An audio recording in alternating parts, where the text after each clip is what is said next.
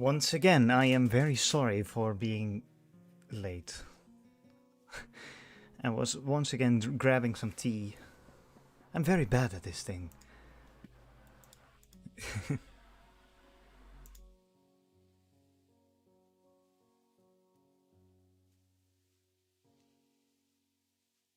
But hello, welcome, greetings. How are you all faring tonight? Hope you're doing alright. As I am once again having a wonderful time doing absolutely nothing. I was learning some Japanese today. What you can stream on my favorite streamer that is not me. Well, to be fair, like I don't know if I could watch my own streams.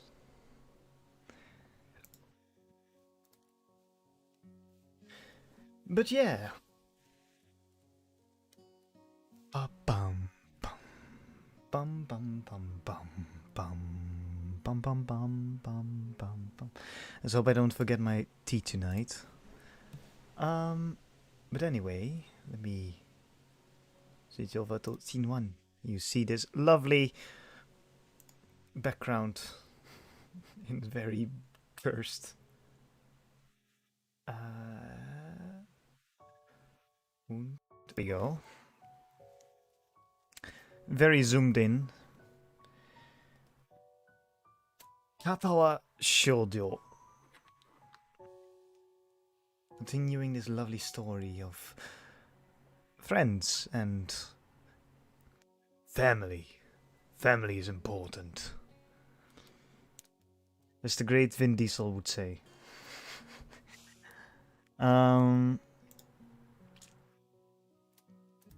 Tip part 2.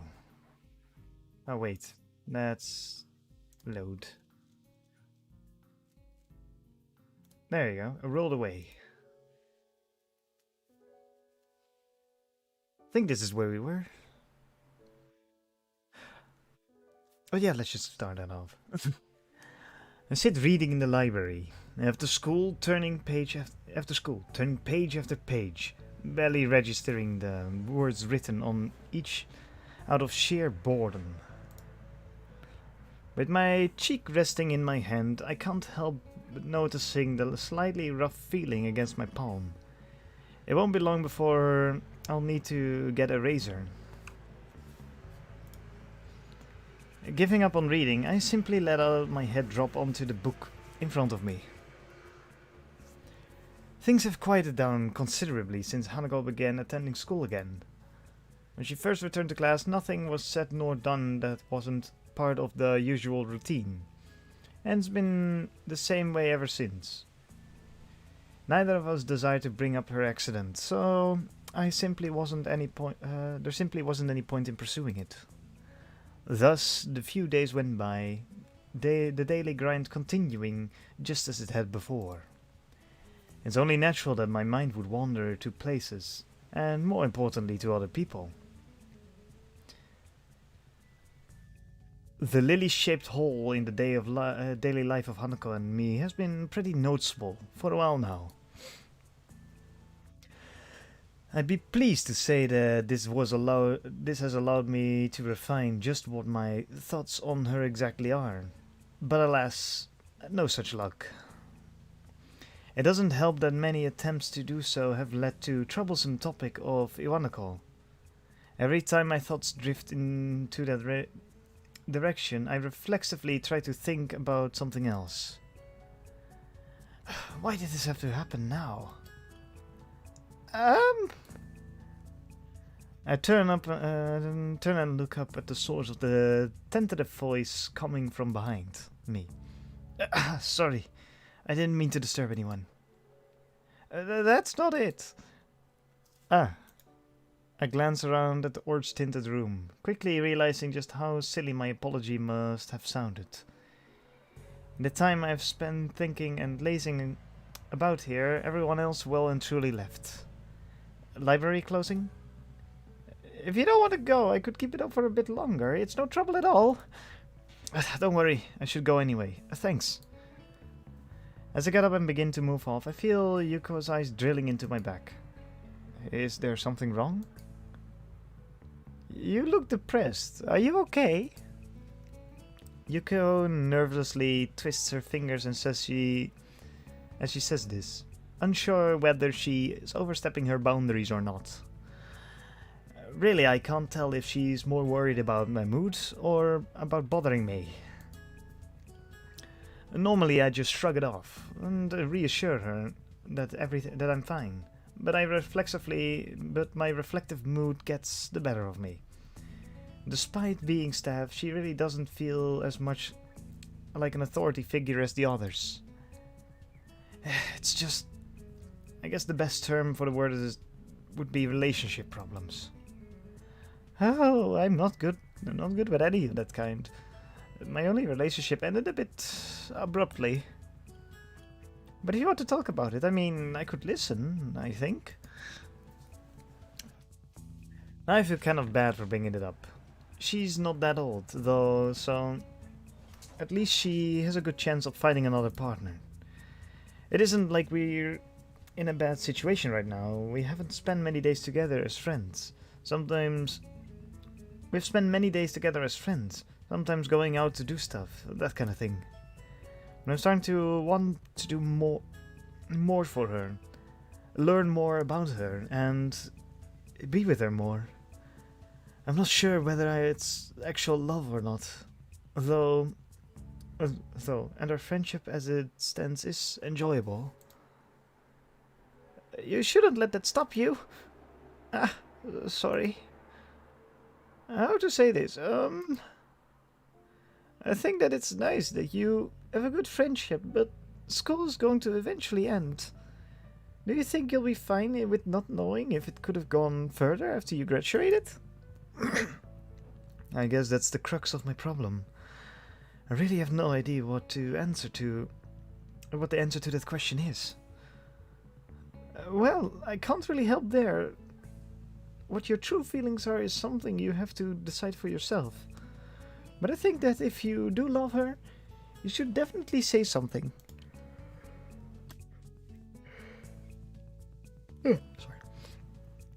After thinking about it really hard, I decided that even though my relationship didn't work out, it's still better that way than I'm never knowing if it might have or not. I never expected Yuko to sound so wise. It only makes sense that, with more life experience than I, she'd have a better idea about this. Well, I suppose not very much was actually answered. Talking to her has helped me get it off my chest, and I have no doubt that I should confess if I really do like Lilly. I give a slightly frustrated sigh. If only reading so much actually helped when it comes to situations like these. She gives a girlish giggle, which only reinforces my view of her being different from the usual staff here. In the end, it all comes down to what will happen after school finishes once again. Considering what happened before I came to Yamaku, it feels like being asked to keep up with a field of runners, despite having started from a dozen yards behind them. It's just one more motive to move on from the past. The last thing I need right now is to get caught up in that and getting homesick while I'm at it. Once again, I find myself calling Lilly. My phone bill is going to be horrific considering this is international. But it's worth. I don't want to smooth over her feelings from the last time I called. I genuinely want to talk to her again. When the phone finally picks up, I easily recognize the voice on the other end. Hello, Mrs. Sato. May I speak? Speak? Damn, I've forgotten the rest of how it's supposed to go. It's not encouraging to forget such a small amount of words, even if I didn't spend long trying to memorize them. May I speak with Lilly, please? Hello again, Hisao. Are you teaching yourself English? Just a little. I don't think I'm good at languages in general. Oh, don't say that. Your pronunciation was good. I'll get Lily for you. Just wait a moment. I obediently wait as she goes off in search of Lily, and the other ends going silent. Eventually, eventually, a much more awake-sounding Lily than last time answers. The time over there being past noon by now. Isao, are you there? Yeah, I'm here. Hi. Ah, good afternoon. Sorry for taking so long. I was outside in the garden. Gardening? Gardening? Unfortunately, I found that I'm no good at it. So I just smell the flowers. I think my fingers appreciate it more. I take it Hanako has recovered a bit. Yeah, I just made sure she was eating, and eventually she righted herself. Thanks for the help the other day. I don't think I was really much help. The main thing is that she's better, though. True. How's life there, then? It sounds like you've been living nothing short of a mansion. I wouldn't call it a mansion. But it's rather large. It's obvious that, it obviously what she wanted to say, though modesty stops her. I'm a little envious, but it is her holiday. It's a nice house to stay in, though. There's a beach near here, too, which you can't... This music made me sleepy. Which Akira's especially fond of. She's a swimmer. She's constantly dragging me there to have a swimming competitions, which she wins every time. Lily doesn't strike me as the very athletic at all, so not being adept at swimming seems logical enough. The fastest I've seen her move is the understandable relaxed pace during her walks to and from the suburbs down the hill from the school.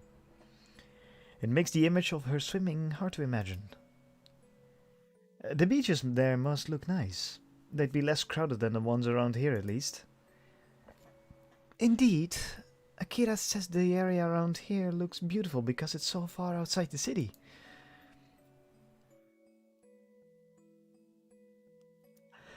I only, I only realize what I've said after I say it, but it doesn't bother her at all.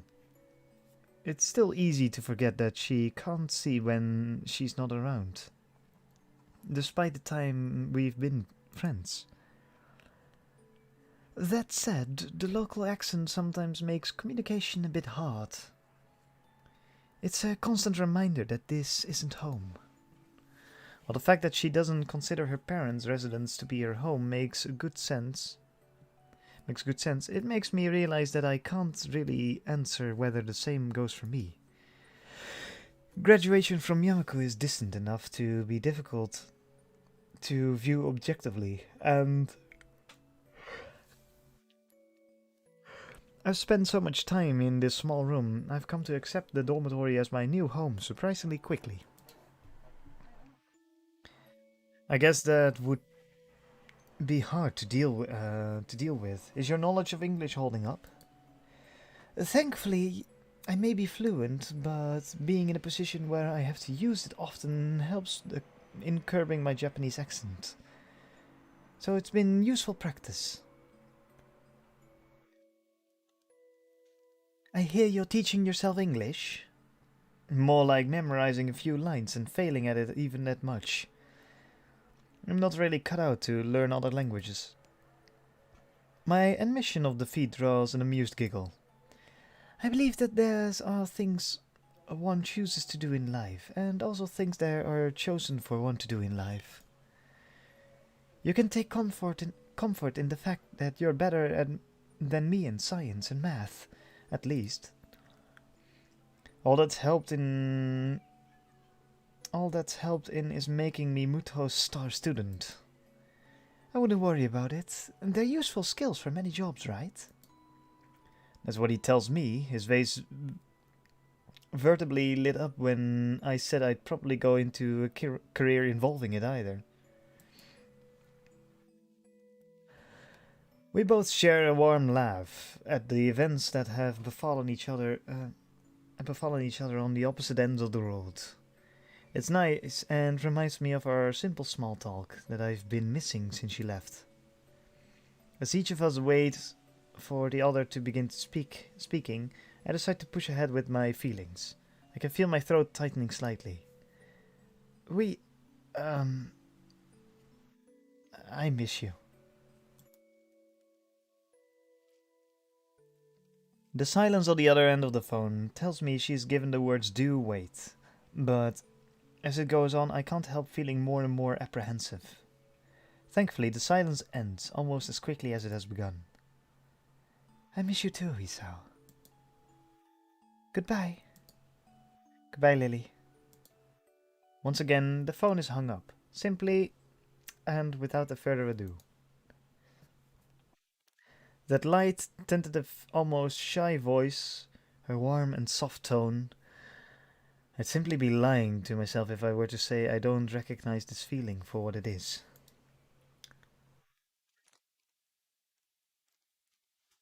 With thoughts of Lilly dancing on my mind, I start appreciating her return. Today has been almost an excellent day. A quick day as well. Bum, bum, bum, bum, bum, bum, bum, bum, bum. I sit listening to another of Muto's long-winded lectures, my mind wandering far from the scribbles on the dirty blackboard. Since I called Lilly, my mind's been drawn in two directions, both roughly led to the same conclusion. I've started to feel oddly detached from my past life. It's only been a month and a half since I arrived here, yet the school's become a second home. I've gained new friends and contacts, managed to get grips with the school's lifestyle and culture, and become accustomed to the quirks of my classmates. To become used to a school where disabilities are the norm rather than the rare exception still catches me off guard sometimes. When I think on it, the same school that is populated by burn victims, amputees, and the blind and the deaf, and all manner of disabilities in between.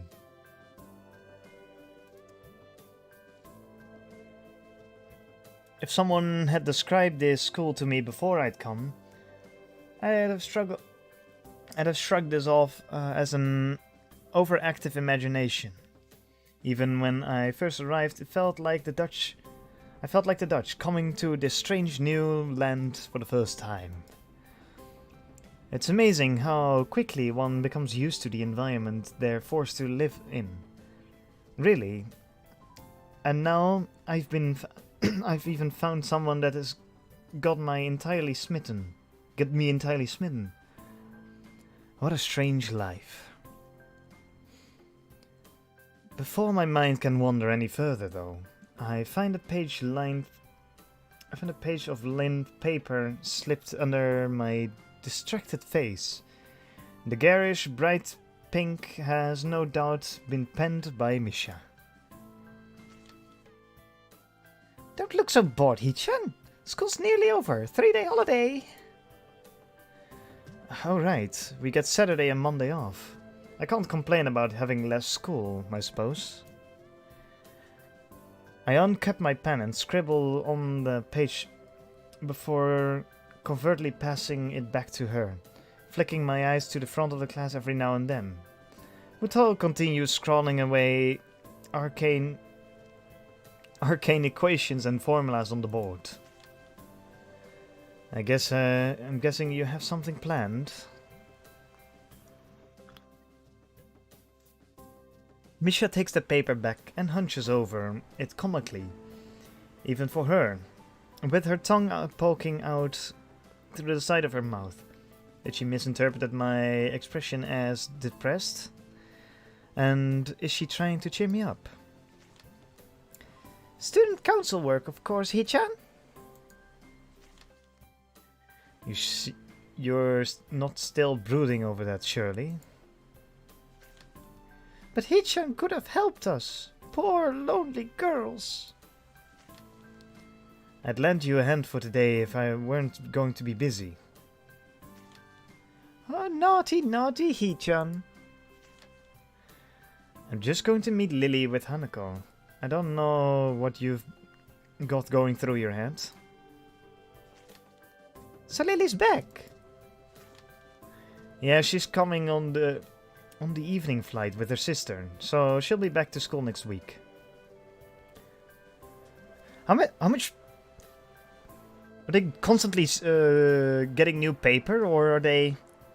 What the hell are they doing? As she takes the note back and begins to write, I look up and see an unwelcome sight.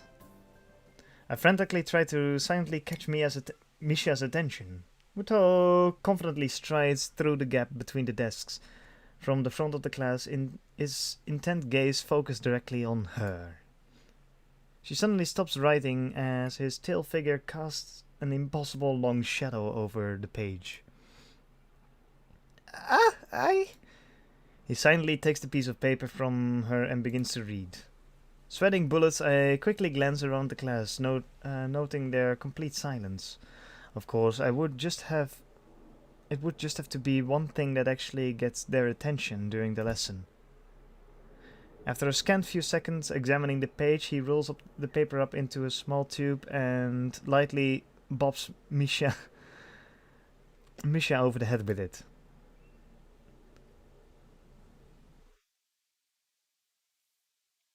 Half an hour until you can hop off to your student council. I think you can hold up until then. Misha's face cracks as the entire class erupts into laughter.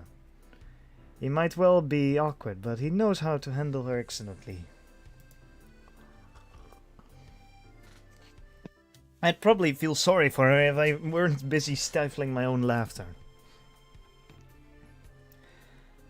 Isao. Is it that one? Is that one it? No, I think that's some foreign airline. And so the third aircraft they're not on comes into land. For the past half hour, we've been whiling away the time with small snippets of pointless chatter. Lilly and Akira's flight has been delayed, and at this rate, it'll probably be dark before their plane arrives. Is that one it? No, the company colors are wrong. Hanako's eyes flutter left and right, following the trickle of people in and out of the huge glass doors ahead of us. Fortunately, nobody pays her much heed. Their attention apparently directed towards greater things. Maybe it's that one. No, I think that's... Hold on a minute. I think that one might be it after all. It takes still some more time before the billboard changes their flight status into disembarking. A loud yawn sneaks up on me, not allowing enough time to stifle it. My sleep patterns have once again been all over the place, likely due to a mix of worrying about Hanako and the side effects of my medication. Isao, over there! I look to Hanako, then following her gaze to the airport door. Hmm? Oh, they're over there, Lilly. Really? We call out each other in greeting, quickly shoveling over to the side to avoid blocking the passage for others. Lilly! Hanako jumps forward to hug Lilly, and a wide smile on her face being all that's needed to see her happiness at Lily's return. Lily simply smiles in return, her soft voice... It's wonderful to meet you again, Hanako. The two give each other a hug. Well deserved after all that's happened while she was gone. I turn to Akira. Yo! You're pretty late. Yeah, it was a bad storm over the airport. We got drenched just going from the car to the door. I guess you'll appreciate the weather here more then. Welcome back, you too, Lilly. Hanako breaks off from Lilly as I speak. For a long time, neither of us say a word. says a word. Contrary to what I thought of her homecoming would be, the atmosphere feels awkward, almost stifling. Both of us try to guess each other's feelings, not quite sure about what should be said. Damn, this is exactly what I feared. What I feared when I thought of trying to move things forward between us. Lily runs her hand through her fair hair and awkwardly twirls one of her bangs in her fingers, clearly trying to think of how best to react. Eventually, thankfully, Lily gives a small sigh and breaks the silence. Thank you, Isao. It's nice to be back. Are you okay? You look tired. Evidently not recollecting herself all that well, she quickly waves her hand in front of her face to stave off any concern Hanako may have over her.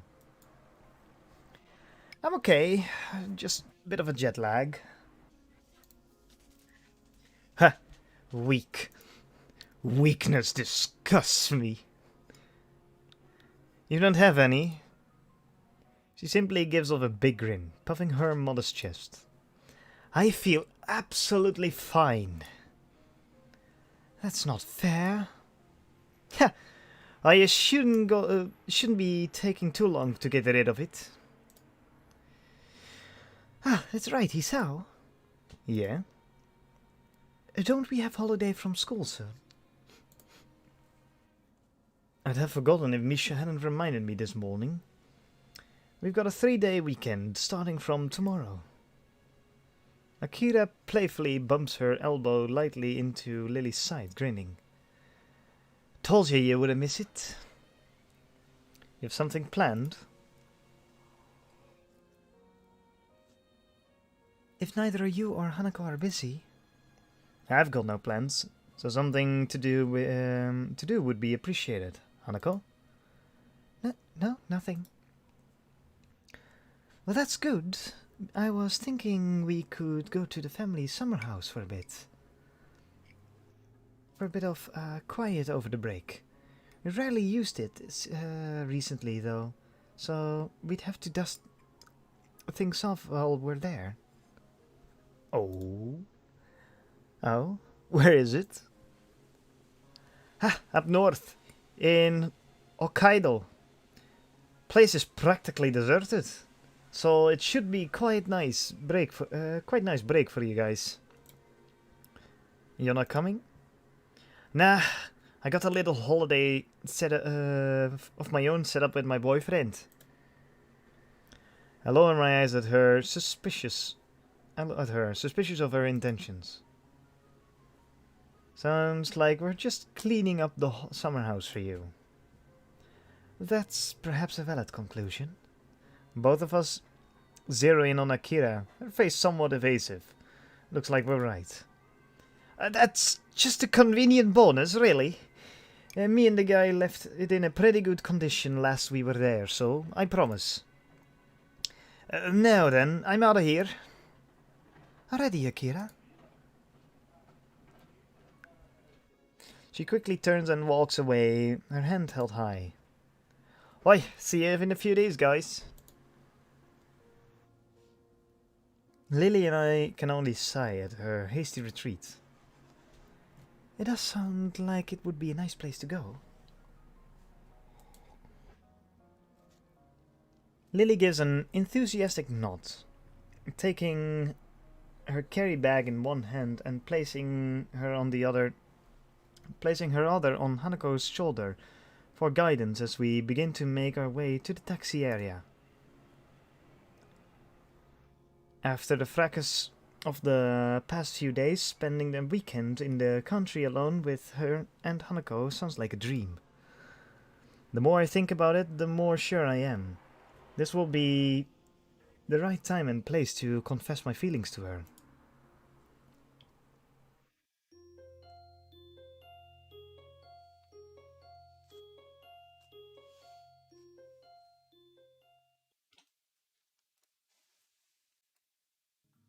Shit, I hope, wait. Because I remember some disabled adult content. Okay, it should be disabled. So I hope YouTube thinks the same. The morning chill wraps itself around my shivering body. I huff into my cupped hands to desperately try and stave off the cold as we mill about the station platform. Lily's clothing looks rather ill-suited for the temperature around us. I can only hope it's indicative of what she expects the weather to be at our destination. Damn it, Lily. Why do we have to be here so early?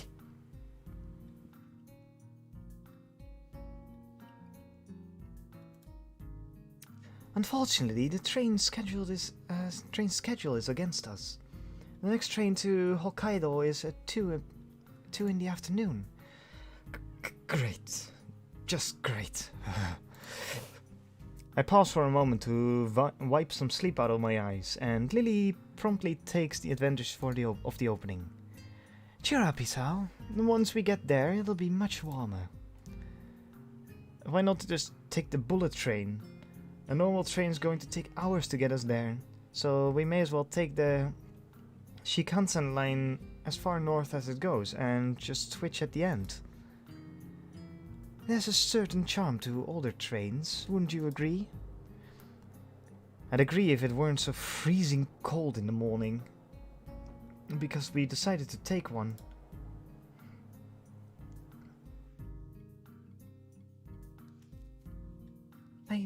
Sorry, Ito. Sorry, what for? I was the one who suggested taking a normal train. Way to make me feel guilty. All I can do is sigh and cover up my face with my hand. It's fine, I'm just grumbling. My, Hanako, you needn't shoulder all the blame for yourself. Even without your suggestion, I'd have opted for the same thing. Thankful for the interception from Lily, I take a quick gander around the station. Aside from us, the train's platform is all but deserted. Morning dew settling on the empty benches. I guess no one else was masochistic enough to brave the very early morning. Though if someone was, they'd have more than noticed our huge bags. Both Lily and Hanako brought with them. The huge bags both Lily and Hanako brought with them. Just what did you have to pack into those things anyway? The bags? She pauses for a moment and tilts her head in thought. A change of clothing, raincoat, underwear, sleepwear, a number of books. I think that's most of it. You make it sound as if I'm unprepared. You brought less? Underwear and a pack of cards, that's it. I had pills, but never mind that. No pajamas? Damn, I knew I forgot something. As I ruffle my hair in frustration, Lily sighs. That should be clothing you could use there. Akira still occasionally goes there. After all... And I think some of our parents' clothing is still in the storage. I don't think there will be a problem with you borrowing a set of pajamas, if need be. Thanks. Still, I don't mind just sleeping in my normal clothing. For 2 days? Good point. Not really, though. 2 days would be the borderline. It's more that looking even a little like a slob would be unacceptable while I'm in the presence of 2 girls. Just sleep without clothing, I always do that. As we leisurely talk on the station platform, an announcement sounds from the loudspeakers, loudly heralding our train's arrival. Looking past Lily and Hanako, though, the train's still well out of sight. A quick check on my watch is enough to see that it's the one we'll be taking. The 5:30 train was ours, right? Correct. Either of you want me to take your bags? Mine's not exactly heavy. My, how very gentlemanly of you, Hisao. Don't accept too reluctantly now. As I bend over to pick up Lily's large bag, I look up to see Hanako picking up hers. You fine with that? A silent nod is the only answer. I'm starting to get the feeling that by the trip's end, I'll be able to count every sentence she said on one hand. With the morning landscape passing by the window and the occasional rattle of the train bumping the carriage around, I try to focus my attention on the aging playing cards held in my hand. I'll raise you 5.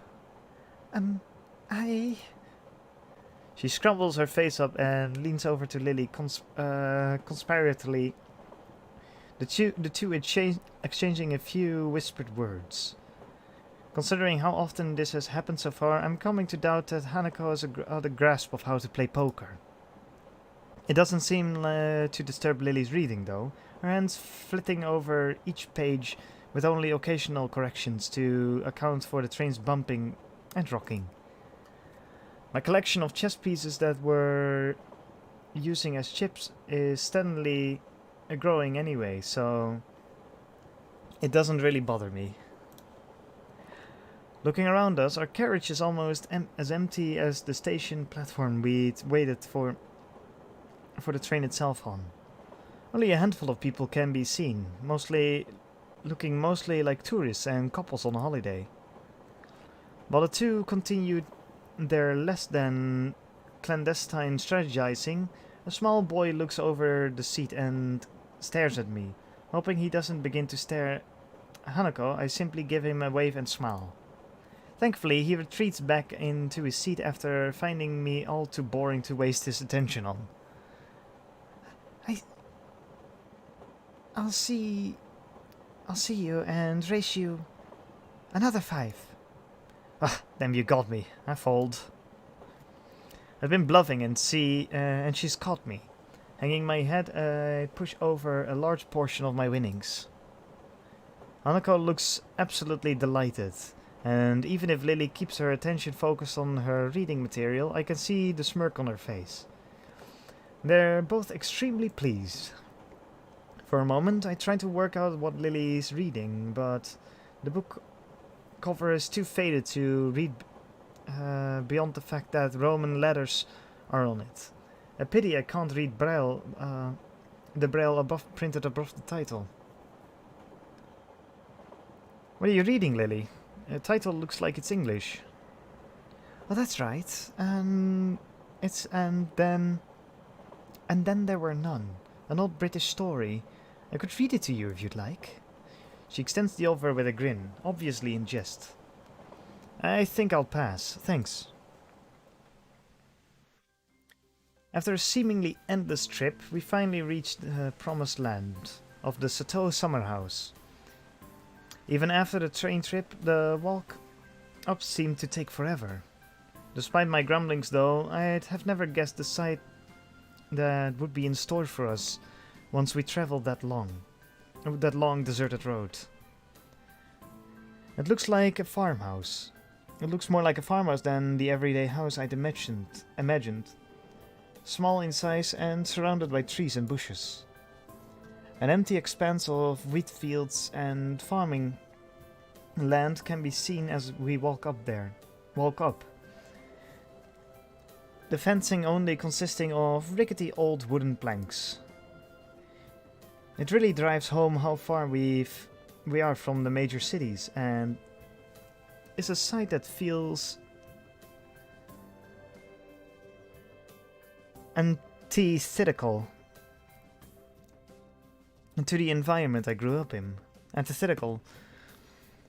The only thing that doesn't surprise me is its Western styling. Wow, it's amazing over here. It's wonderful.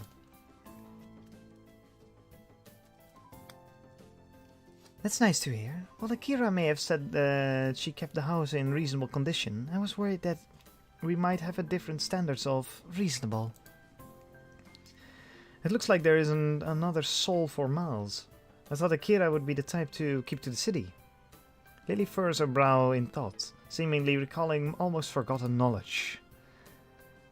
From memory, there's a small town not too far ahead. Other than that, though, it's largely just old farmland. Akira and I stayed in our parents' house, which was in the nearest city, for a while. But after they left, we decided to move into a smaller, more easily maintainable house. To find a place like this in Japan nowadays, it's kind of anachronistic. Well, town does have quite a bit of history. I looked down the street one last time before getting back to the task at hand. Shall we go in then? I'm parched. It was a long walk to get here. Lily gives an enthusiastic nod, and the three of us lugging our bags, lugging our bags into the house. As soon as we set foot inside, Hanako and I start looking around, taking in every detail of where we'll be staying for the next few days. After all the artifacts of another life stopped mid-motion, are around the house, such as the television guide lying beside the counter it was on, and pans in the adjoining kitchen still sitting on the stove. It's a strange feeling, really, as if we're stepping into Akira's life for a brief moment, before leaving it in a couple of days, just as we'd come. Of course, the more mundane reality is that she just hasn't cleaned up after herself that well. Where should we put our bags? I'll show Hanako our bedroom. You can put yours here if you'd like. You mean you don't have the same bedroom as... You mean I don't have the same bedroom as you two? Hanako flowers in a full blush, and Lily takes her cheek in her hand. Oh my, how bold. You two. Hold on, if I'm to leave my bags here, well, where will I be sleeping? Well, seeing as we lack a guest bedroom... The comfortable futon, huh? Convertible futon. Sorry, Isao. I sigh, lamenting my place on the bottom rung of the sleeping location's priorities. I guess there's no other choice. Lily leaves to show Hanako through the bedroom, so I take a small tour of my surroundings after I drop my bag on the floor. The kitchen, just like the living room, is fairly modest. The rustic nature of the wooden furnishing drives home just how far we are from civilization. Returning to the living room, I decide to try out the television until they get back. With a touch of the remote, it immediately flickers to life, apparently set to a news channel. Almost flopping down from exhaustion rather than sitting, I lay back and watch. And watch. And watch. Oh. Isao? I quickly blink to wake myself up. Lily and Hanako having returned minus their bags. From the Hokkaido night sky visible outside the windows, it looks like I drifted off to sleep, looking to a wall-mounted clock. It's already 10? Huh, you found the television then? Yeah, it really does feel nice and homey here. I'm glad you like it. Just how long were they in that room? Like, this guy's sleeping, I guess, sure. But... We were already out like a light when we came back after unpacking our things, so we didn't have a heart to wake you sooner. Judging from their giggle, I must sound funny when I sleep. I swiftly decide not to inquire. There's some dinner waiting for you in the kitchen. Oh, okay, they were actually doing stuff. Hanako gives a deep yawn, only just remembering to cover her mouth at the last second. My, are you tired? I didn't get much sleep last night. I'm pretty tired too. It was a long walk up here, and... It's getting kind of late. If that's the case, I suppose we should retire for the night. Good night, Isao. Good night. Night night. With that, they quietly turn and walk back to their bedroom. Rubbing my eyes, I sigh. I wonder if I'll be able to get back to sleep after being woken up. I suppose I'll eat something and watch some more TV quietly before going to bed.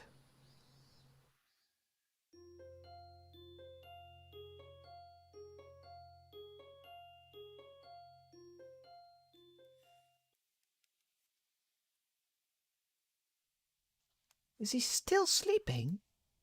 I think so. I'm not. I am, however, incredibly tired. It's getting late in the morning. I know that. He likely stayed up to watch television. I could hear it from my bedroom. Only because I couldn't get to sleep. Should we wake him? Don't do that, Hanako, please.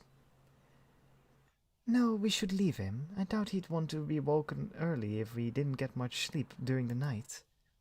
Thank you, Lily. Besides, he sounds so peaceful. It would be a shame to wake him if he's like this. Keep a straight face, Isao. It's nice that she cares so much, though. Hanako, would you go to the fridge and fish out what's needed to make lunch? All right, just the vegetables and rice? That should be enough. We only need something simple as we can eat in town later. Hanako's footstep on the carpet floor can be heard, moving away from the living room. As they do, I feel Lily's hand gently rest on my chest. It takes a titanic effort not to react, but something about her makes me think she knows I'm awake. A long silence passes. The only thought in my mind is of that gentle, outstretched hand on my chest. After an indiscernible amount of time, Lily withdraws her hand. Good morning, Isao. Conceding defeat is all too easy, I prop myself up and rub my eyes out. How'd you know? Your breathing was off. Well, that makes sense. She couldn't have needed that long to work that out. Knowing her hearing, she likely knew before laying her hand on me. If you want to sleep more, you really should go to bed earlier. I heard the television going along into the night. Sorry about that. My medication have been interfering with my sleep for a while. Now, even if I'm tired, I've trouble actually sleeping. I'm sorry for bringing it up, Isao. I sigh. This is exactly the kind of thing I wish others wouldn't do. That's safe. I don't know which answer I should pick. Let's address it. Come on, you're worrying about me more than I do at times. Just means I have to sleep a bit longer, that's all. But still... I'd say that I look absolutely fine, but I guess that wouldn't have a lot of meaning for you. She gives a sigh of consternation before trailing off with an amused chuckle, giving up the point. If you say so, please do take care of yourself, Isao. Go on, Hanako could use some help. She moves to protest, but reluctantly acquiesces and disappears into the kitchen, hand running among the smooth white walls as she slowly walks. For a while, I sit and watch the television in an attempt to wake myself a little more, but it's futile. I don't have anything better to do, so I follow Lily's lead. As I round the corner, I see Hanako and Lily back.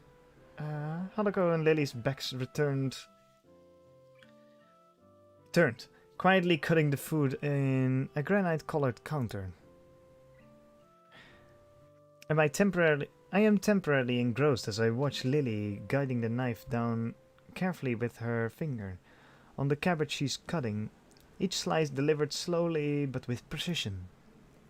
She seems a little slow, but considering that she can't see what she's doing, it's a small wonder she can cook at all, let alone for both her and Hanako. Hi Hanako, Lilly, want some help? Is that Isao? Ah, good morning, Isao. Lilly jerks back in surprise before turning around, her yelp immediately drawing Hanako and me to her side. What's... Ah!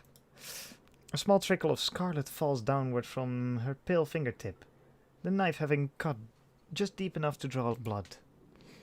With the television sound masking my footsteps, she must not have heard me coming. To compensate for having to use a touch to guide everything she does during cooking, she must need to pay extra attention. Lilly! Ah, don't worry, it's just a small wound. You should still get a band-aid on that, at least until it stops bleeding. First aid stuff would be in the bathroom, right? I think so. Will you be okay here, Hanako? I frown at how little heed she's paying to herself, as Hanako gives a quick, almost automatic nod. It's fine. I can keep making lunch. An awkward silence reigns as I set the bottle of antiseptic and box of band-aids on the side of the sink. Lily's finger held out for me to treat. The lid on the bottle comes off with a minimum of resistance, and a small ball of cotton I soak in the liquid stains the pale green. Okay, hold still. This'll probably hurt a bit. She gives a small nod as I take hold of her hand to steady it. With all the tenderness I can muster, I gently bring the dampened wad to the small red line. What? I've barely touched it.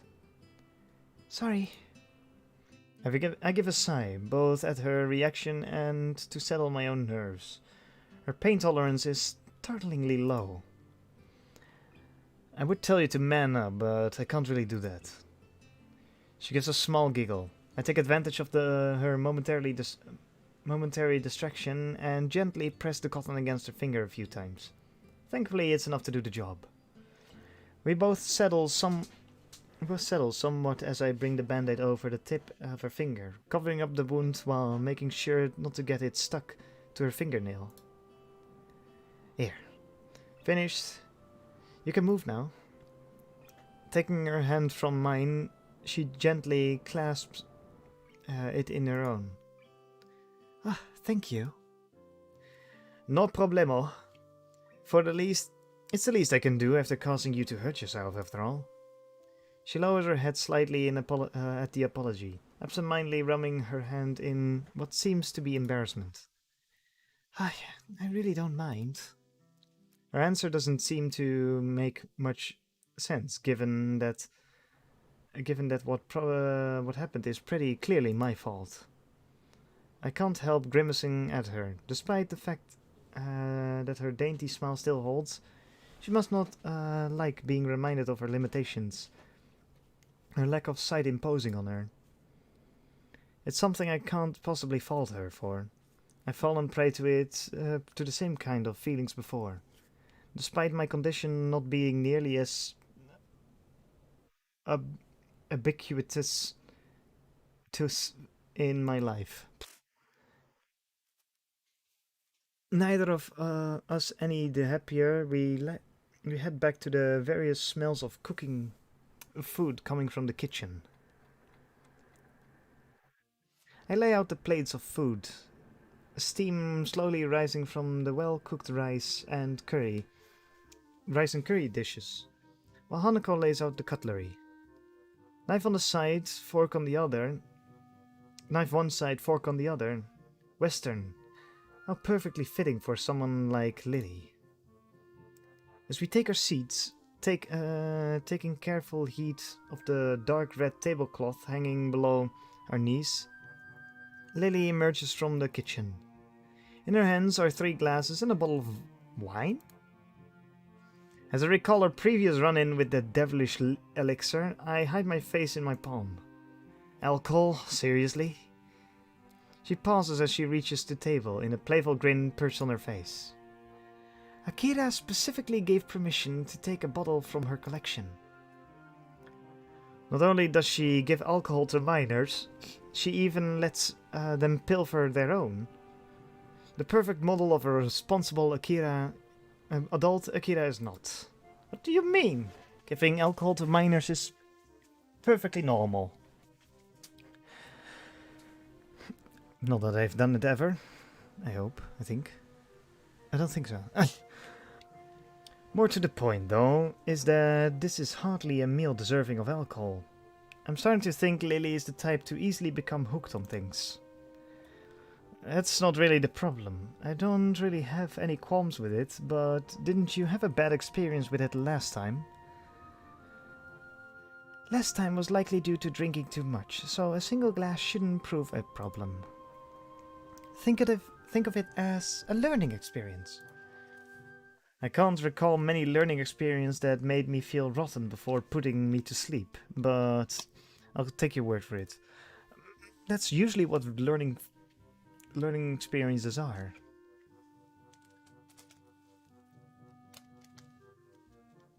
You must burn your hand before knowing the fire is hot. She dips an uninjured finger inside to feel the liquid level. Tip against the bottom as the liquid rises up. Oh, the white of her finger almost seems to glow as the sunlight hits it. The delicate outline blurred and refracted by the glass. Her fingers are definitely longer than mine. The kind I think more suited to a pianist than a teacher. She'd likely have done well if she'd learned how to play. We quickly dig into our meal, forks and knives clattering against the plates. None of us are particularly eager to speak while eating. Lily altogether too reserved for such a thing, Hanako probably too shy to start a conversation, and I too busy savoring the food. Such a pedestrian activity, eating food together at a table. It seems so utterly normal, yet it makes me realize how long it's been since I've done something like this. Just the 3 of us, sitting around a single table, eating as if we were a malformed family. Maybe this trip is as far as away from everything as we were, was worth it. It takes quite a long time, but eventually we all finish our surprisingly filling meal. The wine thankfully has little effect given we've only had a glass or 2 each. I slump back into the seat, rubbing my stomach contently. I'm stuffed. I'm dead. Kill me. Lily pats her mouth with a napkin. Oh, sorry. Twice, only twice, and with evenly timed intervals. In between, it's hard to tell... Intervals in between. It's hard to tell sometimes whether how she acts is well-trained routine or a well-rehearsed act. I think I must be as well. Did you like it, Hanako? Was nice. Now then, we're all well fed. Shall we be off? Off? Where?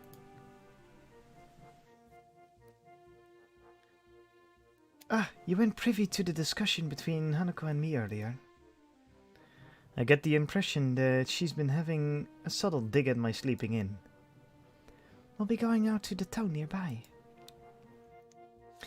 I guess I shouldn't have expected 2 girls to take a holiday as an excuse to go shopping.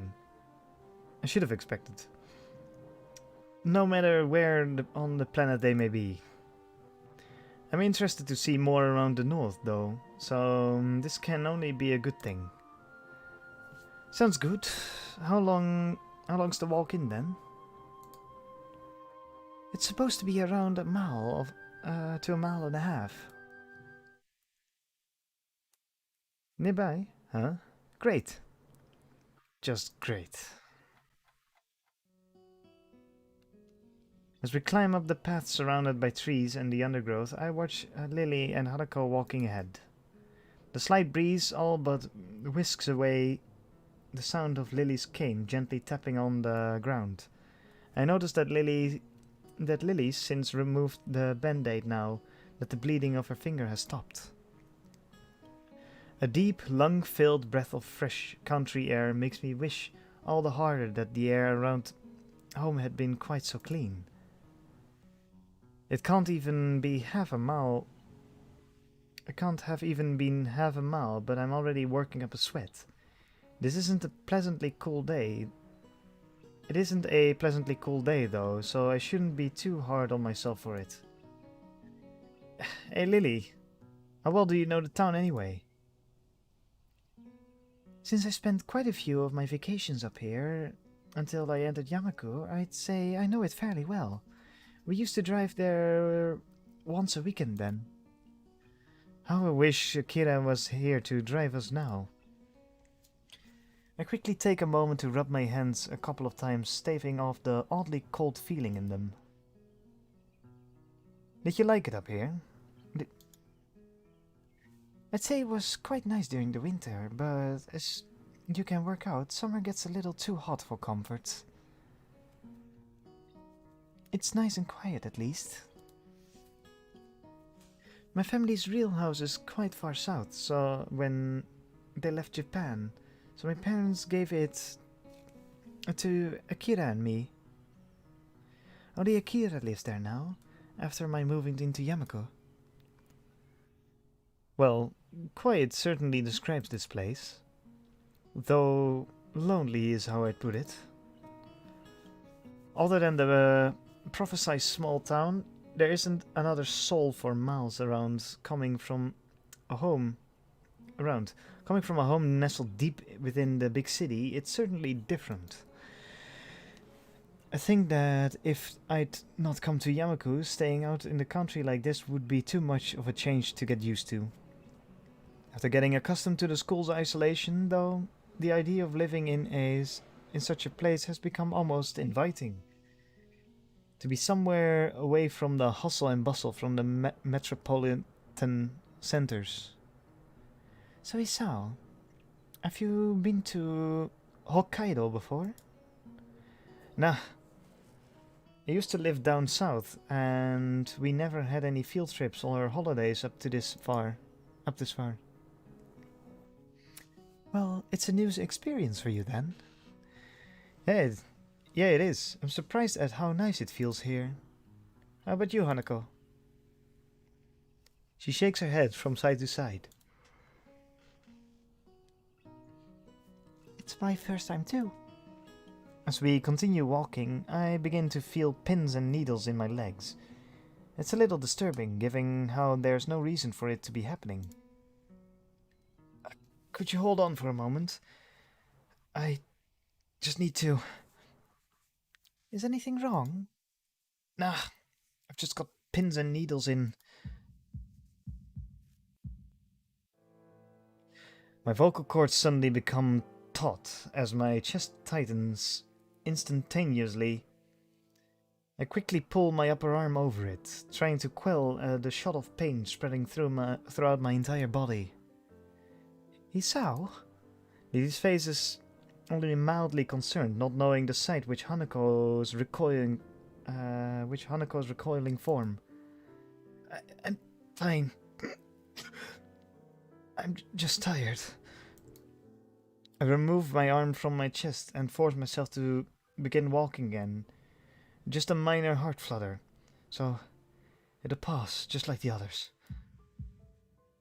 It only takes a couple of steps before my body violently revolts against me. My legs suddenly beginning to give way underneath me, all the tension in my knees seeming to evaporate. Before I can react, they uselessly give away under my weight, leaving me only just enough time to brace myself for the fall onto all fours. Damn! Isa! Ah! As I look up to her, I realize my face is still taut with pain, only adding that much more to her worrying. Isao? Hanako, tell me, what's going on? Hanako, tell me! Hanako quickly moves to my side as Lilly almost panics, having little clue as to exactly how bad a condition I'm in. While she stands there petrified, I lower my face and take a deep breath. I've come to realize that makes me endlessly irritated with my stupid self. With all the excitement of the new surroundings, I'd entirely neglected to take my medications last night or even this morning. I take another deep breath. The acute pain in my chest begins to die down as suddenly as it has arrived. Thank God, thank God, thank God, thank God, thank God, thank God. As it does, I become acutely aware of the sweat by now pouring off my face and two scared girls around me. Isao! I'm fine, Lily. I'm fine. I screw up my brow in an effort to lever myself up. Hanako's arms quickly moving to catch me if I fall, as I stumble a bit before regaining my balance. I look to Lily and Hanako, worry written on both their faces. I feel awful. Utterly awful. I think we should go back. Realizing the futility of protesting, I look away in frustration. Fine.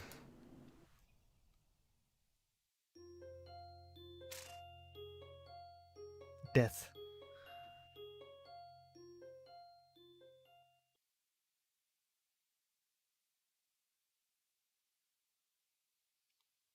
I open my eyes groggily, completely bereft of energy. For a while, I simply lie down, lifelessly, staring at the ceiling, as I review the events of the morning in an attempt to organize my thoughts. We went to walk to town. My heart nearly gave way. We came back. I took my pills. I slept. I can only remember each period of time as a snapshot, but the timeline is clear enough.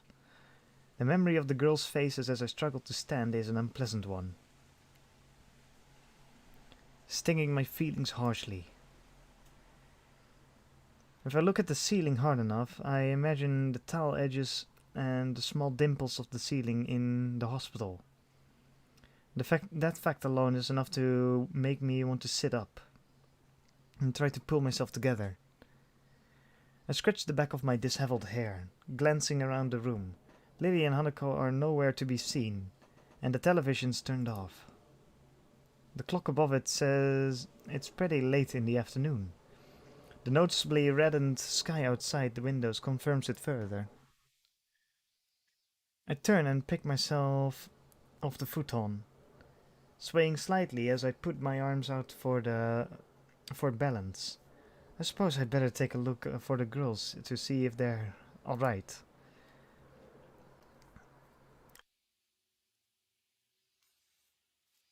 As I look out the window, I faintly see something in the distance. Straining my eyes, I can just make out the shape of a person's figure. Her long blonde hair swaying in the faint breeze makes her almost seem to melt into the bright yellow of the wheat field. Without a second thought, I leave the room to follow that lone apparition.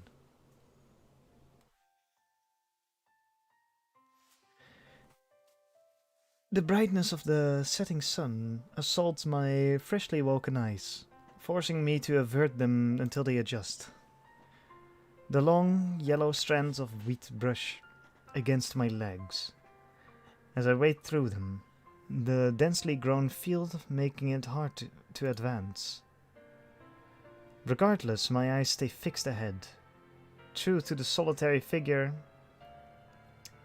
Within minutes, I reach her. Meters behind her turned back. Lily? She simply nods.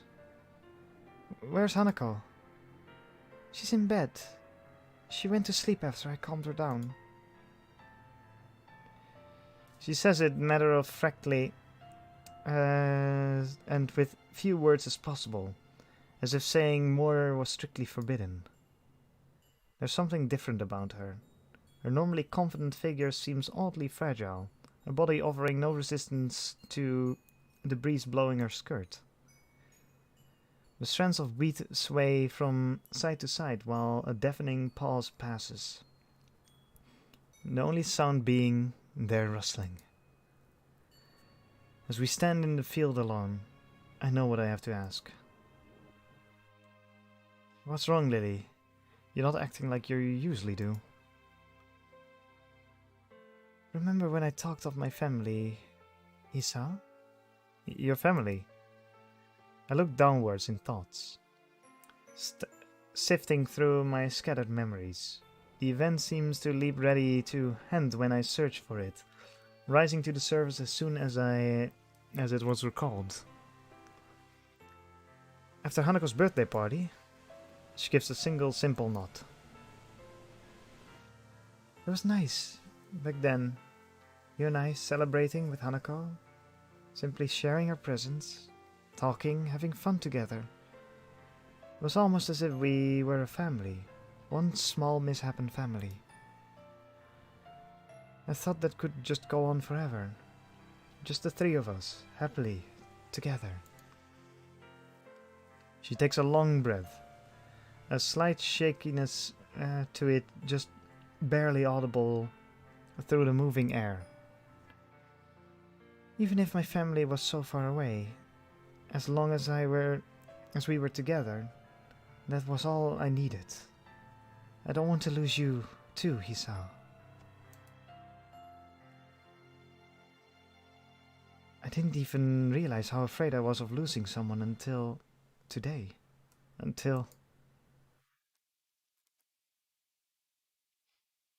sorry, Lilly. I know my body is weak, but even then I make the most stupid of mistakes. Don't apologize, please, don't apologize. Lilly? She turns to face me, her pale cheeks stained with tears. One misguided step after another, she stumbles towards me, her arms held out in search for so much as a faint brush against me.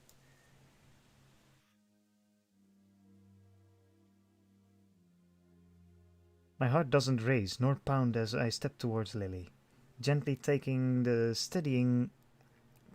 steadying her in my arms, as she quickly clutches onto me, sobbing. With her face trembling against my shoulder, the next words from her mouth are the last I expected. I love you, Isao. I love you.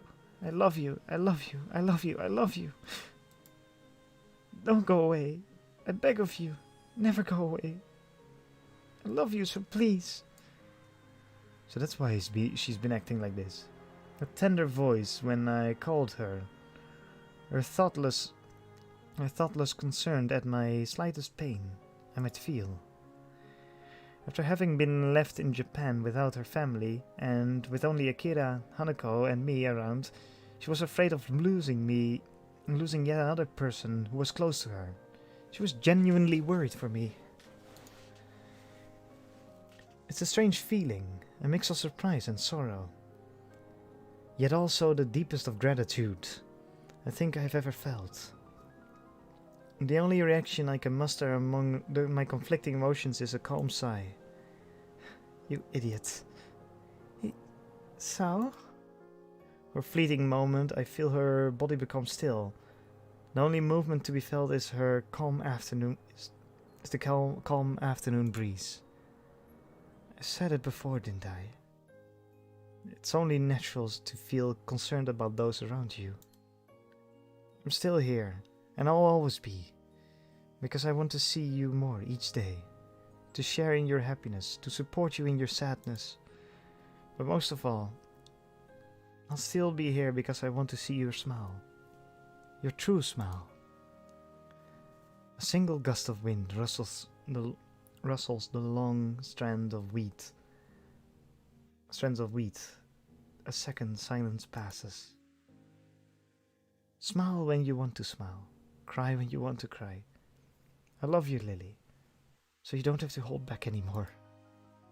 With that, her arms clutch my back as tightly as she can, her face buried beside mine.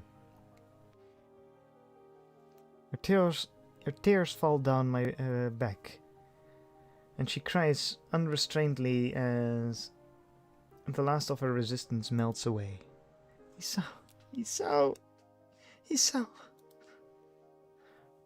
I close my eyes and bring my head down to her shoulder, holding her shaking frame tightly. It's okay, Lily. I'll never go away. I promise. We slowly walk back to the house, holding each other tightly as we take a seat inside. Lily leans her head onto my shoulder as I put my arm around her waist. Neither of us has any want to break the silence.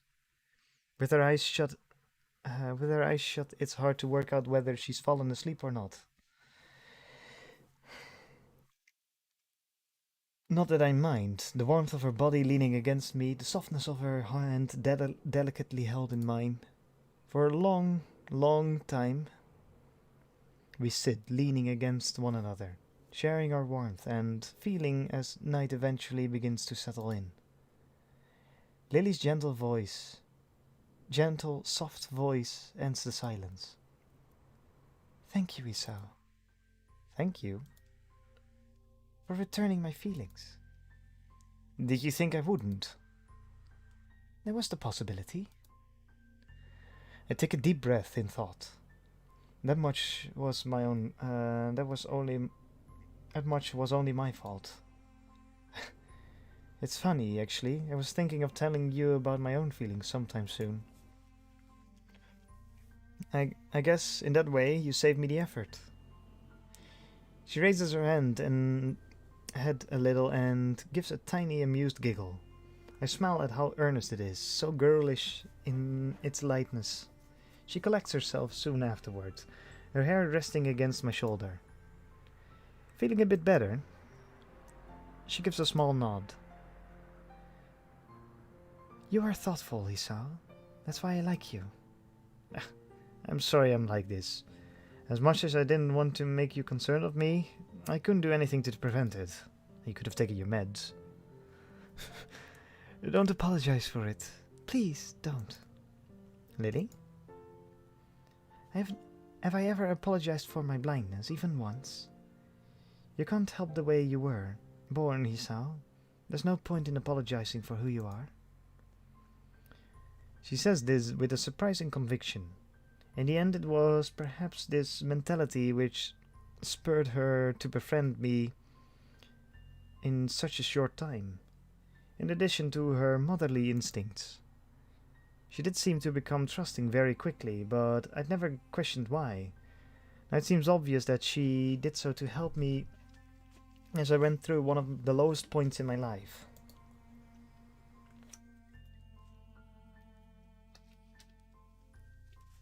I moved to respond, but cut myself off as I feel her fingers run gently through my hair. I feel her soft and delicate touch moving downwards to the contours of my face, her palm finally settling on my cheek. You're a beautiful person, Isao. Please, don't ever apologize for that. For a moment, I'm utterly speechless. I slowly bend my head down, placing a tender kiss on her light, voluminous hair. We're a couple of right old fools, aren't we? We are. After a long calm, she speaks again. Hisao? Yes? I wouldn't mind if you... I feel her hand tensing under mine, trembling slightly. My mouth opens, but try as I might, I can't formulate a response in her proposition. Lily, Before I can say another word, she slips my...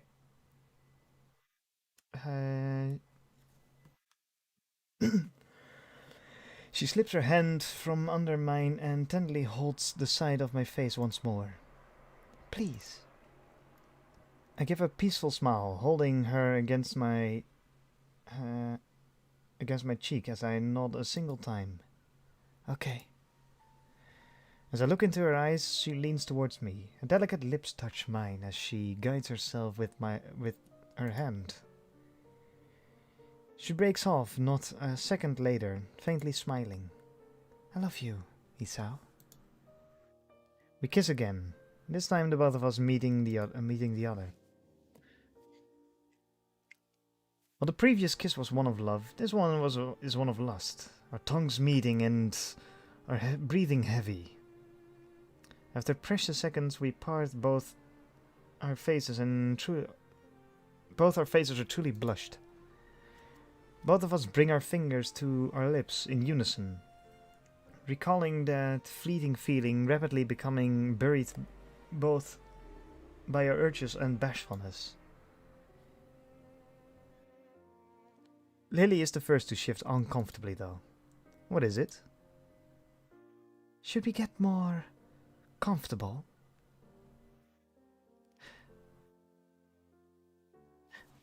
Okay. Just as a precaution.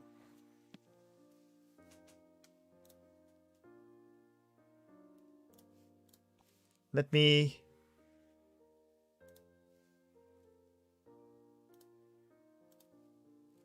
check for any things that YouTube would disagree with me on.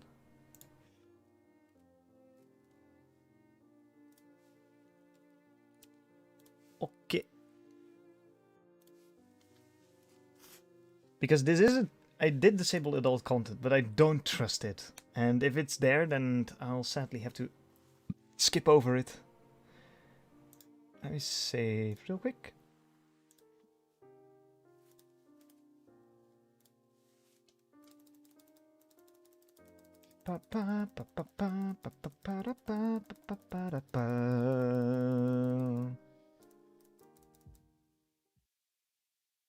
What?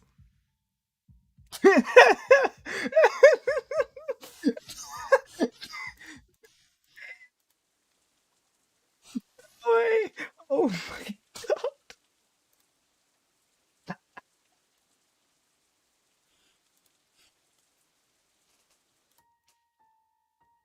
Oh yes. This is the best censor I've ever seen.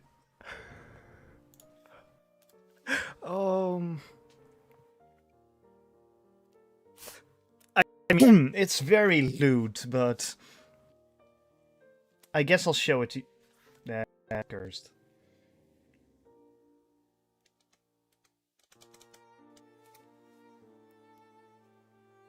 And I don't know why they would ever make this in a visual novel, but I guess I'll show it to you.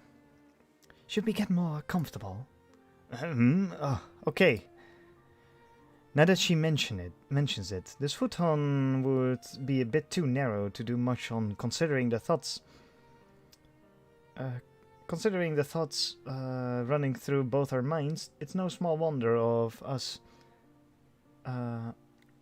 has any measure of foresight left.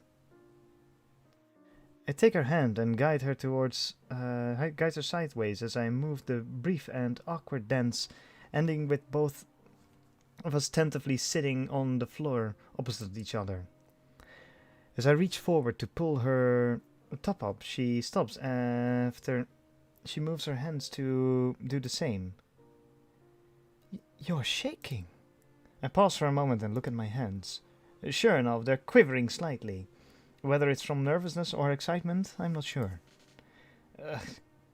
Guess I am. Classic virgin thoughts. So you're as nervous as I am then. Okay. I withdraw my hand and sigh, steadying myself. We have plenty of time, so there's no need to rush this. Sorry, it's my first time, so I'm a bit She giggles shakily, but confirming what I reasonably deducted by now. It's the same for me. I'm happy we could share this together. I match her smile twofold, leaning towards the forward and taking her body in my arms as she reaches to hug me back. I love you, Lily. You already said that. I can't help grinning. Even in such a situation, she still has her wits about her. Breaking our embrace, we decide to take off our own clothing. Well, it's easier this way. I don't doubt it's just an attempt to distract ourselves from our nerves.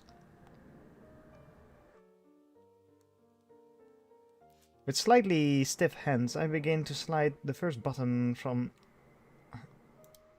my shirt. Once we remove the last uh, of our clothes,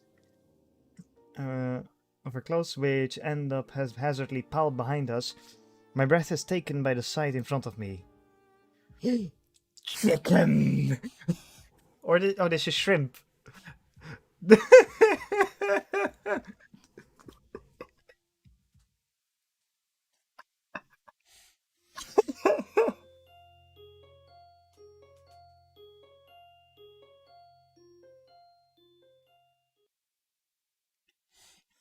I wish, I wish every game did this.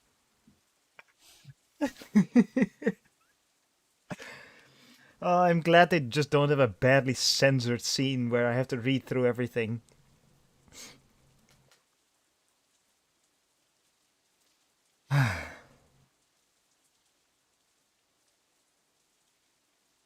Time skip.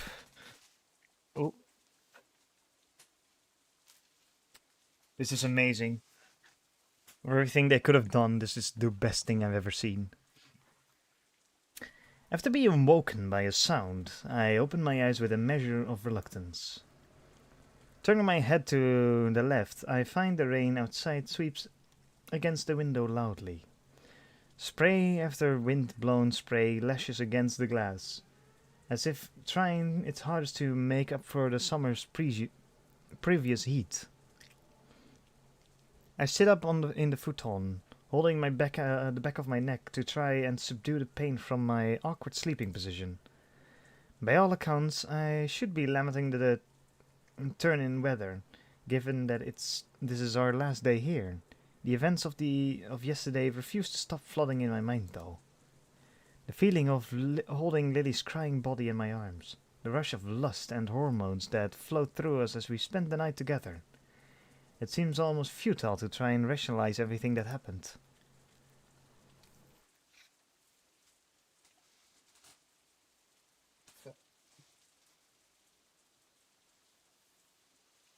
I take day. In an attempt to distract myself, I groan and lean over to retrieve my bag without standing, pulling out one bottle after another. I take a daily regiment's worth of pills from their containers and swallow them without further ado. It looks surprisingly. It took a surprisingly short amount of time to get used to the swallowing pills without water. That said, I suppose the same thing goes for getting used to the living in a school for disabled students. Remembering Yamaku, I become all the more grateful for having the chance to get away, even if it's just for the shortest of time. I appreciate the chance to spend alone with Lily and Hanako, away from the bustle of school life, even considering the latest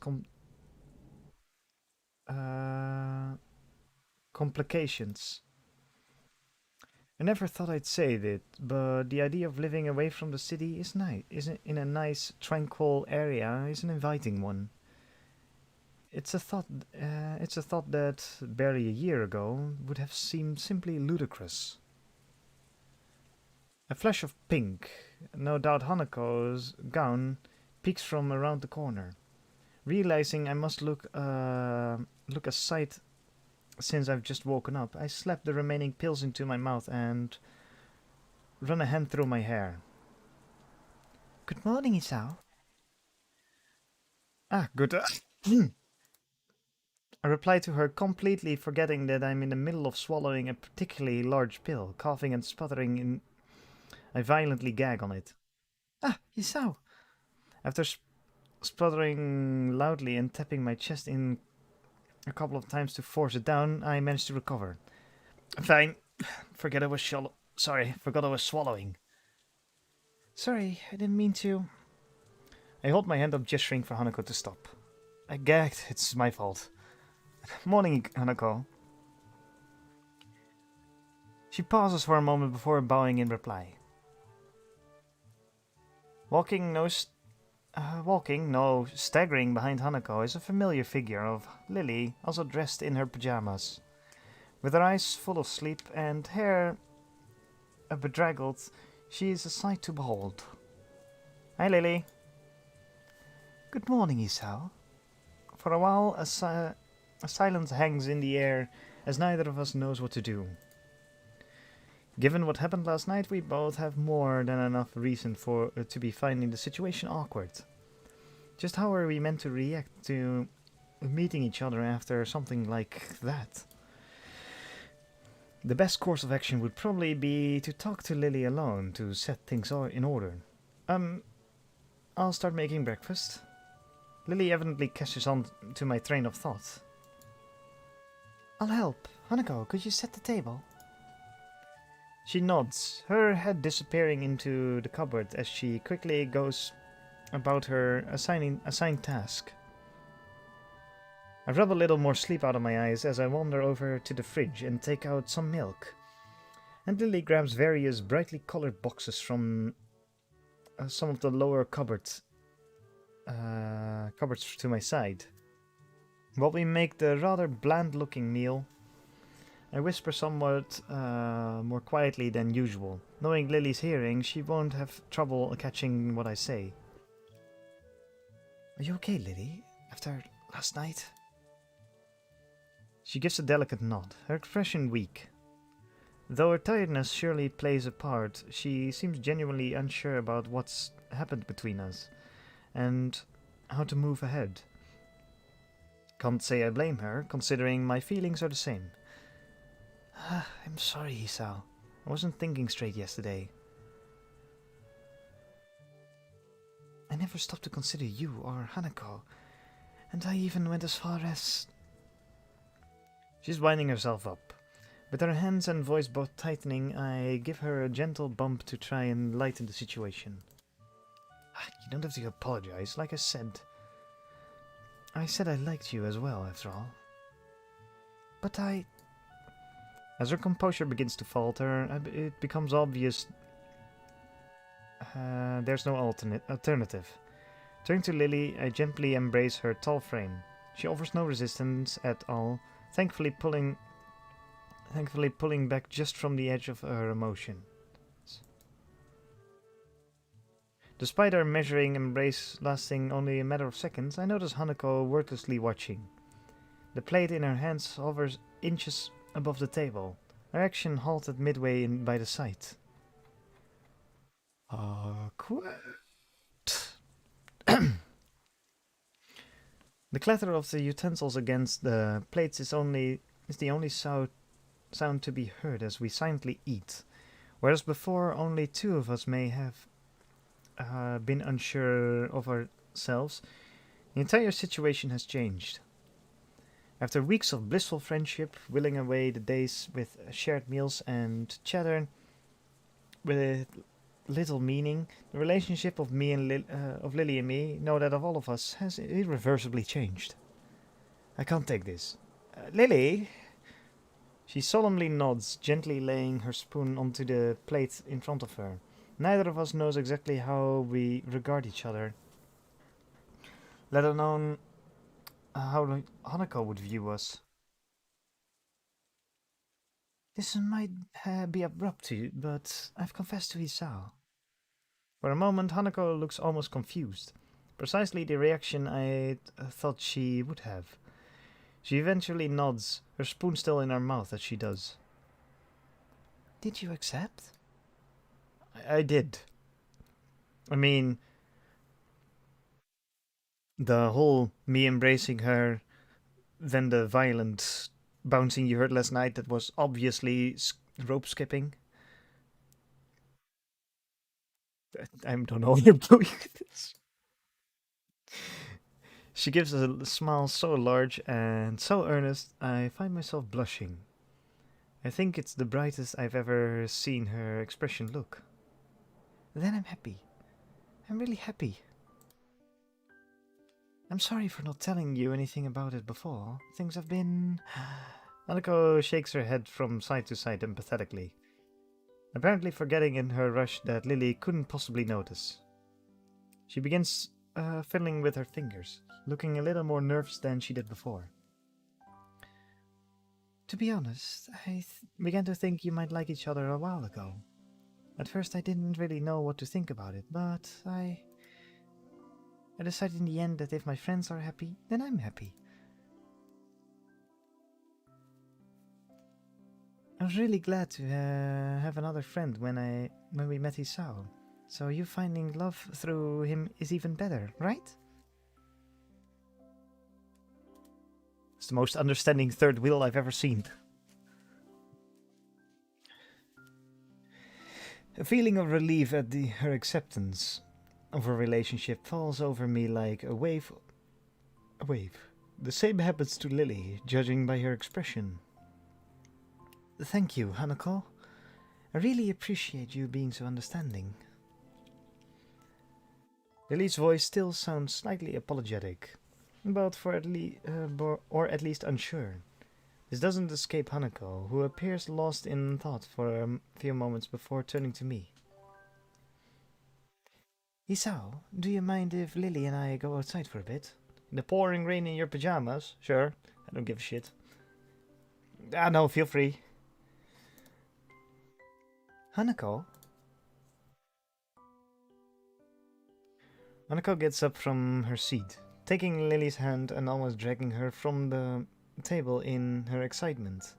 Considering Lily's typically slow and steady pace, Hanako's haste makes her footing awkward, and she almost loses her balance a couple of times. It's a pretty amusing sight, leaving me wordlessly as I watch them disappear out the door. It's only now that I realize the rain has stopped. Oh, okay. Being replaced by a sky seemingly all the more vivid and bright to make up for the morning's drab grey expanse. For Hanako, this must be a pretty big revelation. Lily and I are really the only people she associates with, almost as if we were parents in her own stead. I suppose that that might well be the best way to describe the relationship we share. A father, a mother, and a daughter, all playing around in our little make-believe family as if it could last forever. It might be a strange dynamic, and one certainly can't last for long, but maybe, just for this small moment, it's okay. As I stand from the table and go to join Lily and Hanako in the fields outside, I nod to myself in affirmation. This is one small moment of happiness, no matter how brief. This one small moment of happiness, no matter how brief, will last with me, with us, forever. Submerged deep in the hot water, I let out a drawn-out sigh escape my lips. The feeling of seemingly every muscle in my body relaxing is euphoric. I have no idea how long it's been since I had a genuine hot bath, but right now I can hardly be bothered trying to remember. Maybe I'm giving the simple fact that for once I get to have a real bath more credit than it's due. The chance to just calm down, allow myself to unwind and have some time to myself is a welcoming one. Hanako, Lily and I wandered outside,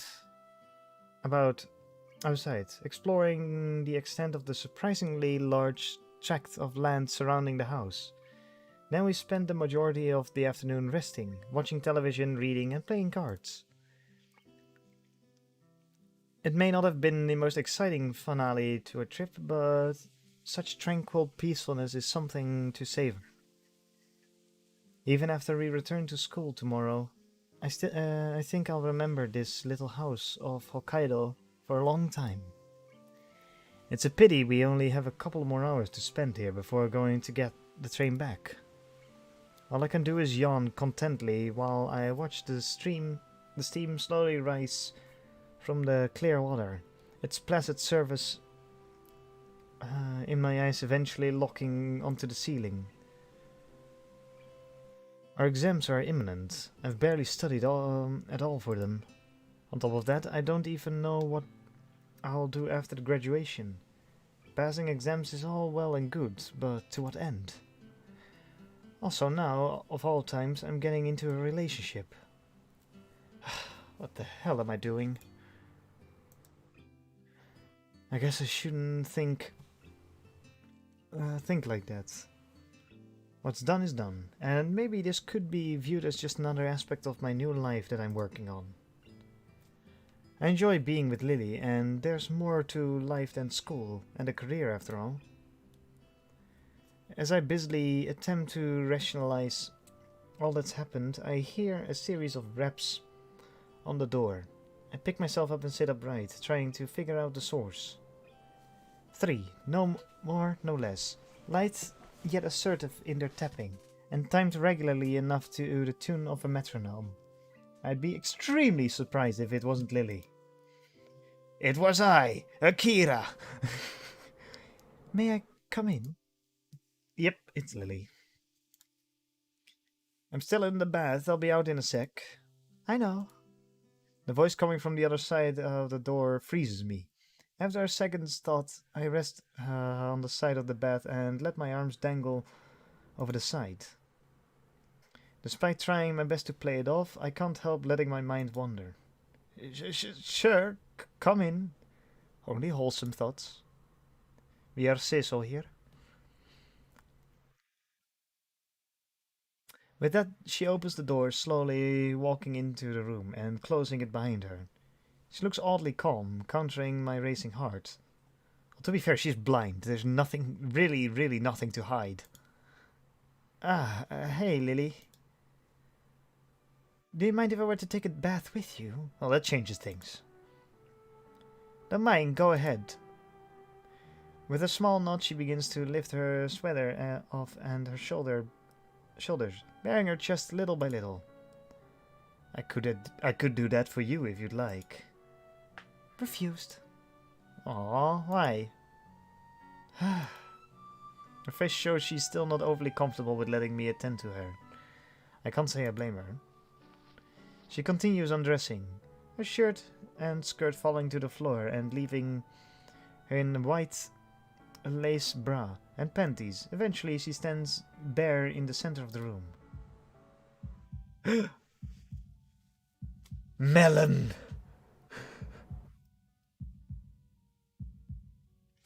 What's this fruit called again? Oh, damn it, I forgot. Oh, it's white. Oh, never mind.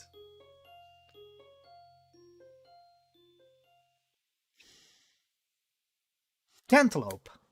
That's the name. After a chaotic dash to the station and finding our seats in the otherwise deserted carriage, we promptly crashed. Looking at the time, close to midnight, it's a little surprised that we take this particular train.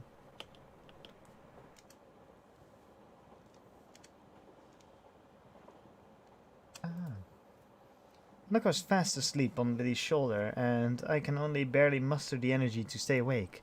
The excitement we had a while ago probably didn't help. I'd probably be pretty depressed about going back to school if my brain was actually working. As it is, though, the sight of a nighttime scenery scrolling by is surprisingly beautiful. My loud yawn is nearly wholly drowned by the clacking of the train tracks and the old carriage rattling. So tired. And whose fault is that, Isao? Yours for coming into the bathroom. She really does toe between between insulting and amusing sometimes. Though I managed to wring out a weary smile. I look back out on the window, my reflection just visible on the clear pane.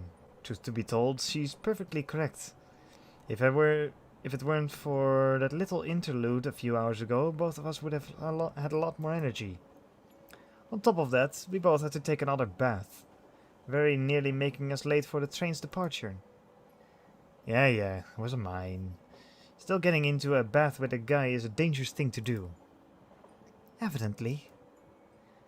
Sorry, I guess I took kind of advantage of the situation back there. Well, I didn't exactly hate it. All according to Keikaku.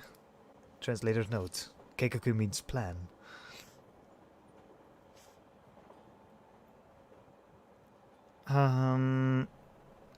As she trails off, I look back to her. My eyes narrow as I see her slightly reddened cheeks and a small grin, her mind obviously elsewhere. Say it. I knew the possibility of it happening was there. I knew it. You're just as dirty-minded as I am. Only horny, no say so. She quickly coughs into her free hand, making her disapproval crystal clear. That's a rather crude way of putting it. Oh, and you would suggest? I merely have a healthy adolescent sex drive. So in other words, dirty-minded. Almost seeming to sense the moment, Hanako mumbles quietly as she furrows her brow in Lily's lap. Lily's look of disapproval melts away as she gently smiles and strokes her hand on Hanako's long dark hair. All I can do is watch. Watch and smile. If someone were to ask me if I fell in love with her, when I fell in love with her, I wouldn't be able to answer. The best I'd be able to come up with is just happened at some point, but I didn't realize it. If someone were to ask me why I love her, though, then I could answer much more easily. You really love Hanako, do you? Don't you? She gives a deep nod, smiling warmly. It's a pity we have to return to school. She seemed to relax so much while we were all away.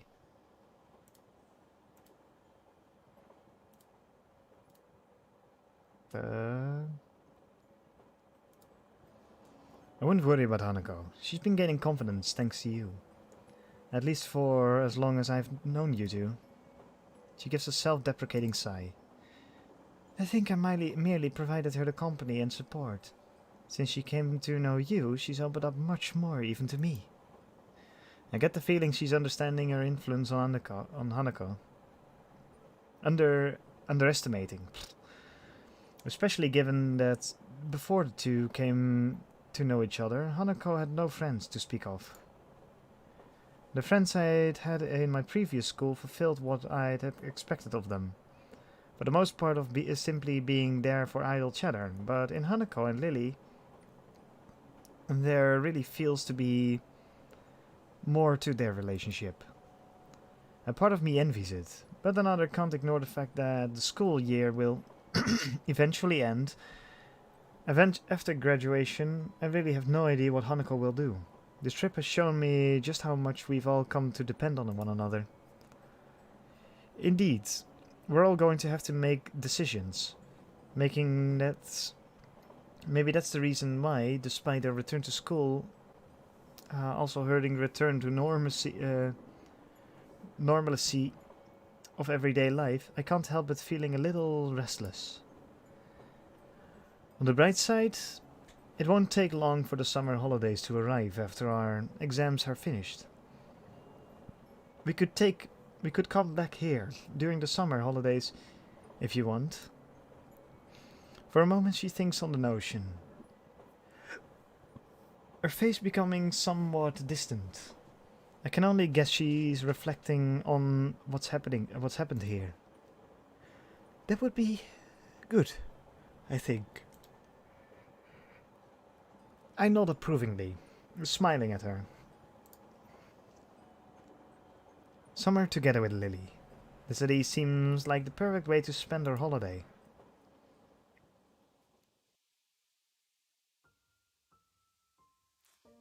Ah. Oh, my back. Future. Act 4. It's the last act, I think. Okay. But we're not gonna do another hour. another.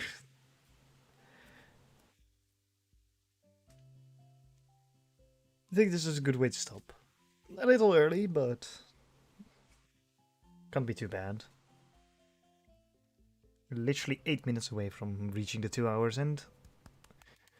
My throat is getting better at handling this, especially since I don't have to do Misha's voice too much. Um, but it still strains it.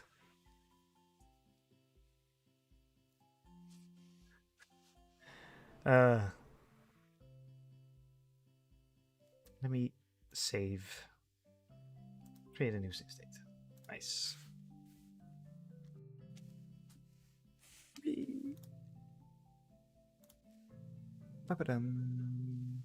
Bum.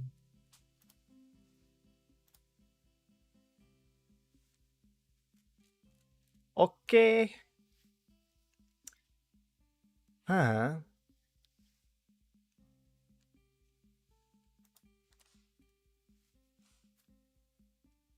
That was probably the funniest thing I've ever seen in a visual novel. It's pretty cool.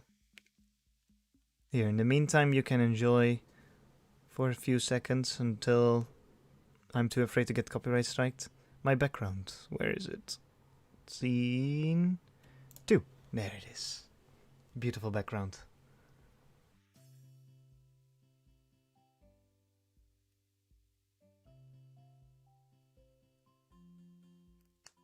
Ganyu and Shichi.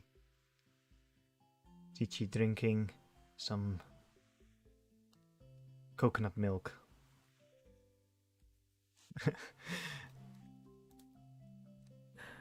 um, but yeah, oh, wait, is it? No, it is actually good. It just looks weird on the stream. But yeah, that's gonna be it for tonight. Tomorrow, I'm actually. I think tomorrow I want to do a stream. I know I say that more often, and sometimes I don't. And that's usually because I'm too busy or too bored, or I really don't have anything to play. But I still have 3 DLCs to get through with Resident Evil 7, so I might actually want to play those tomorrow. So that next week I can start on Alien Isolation.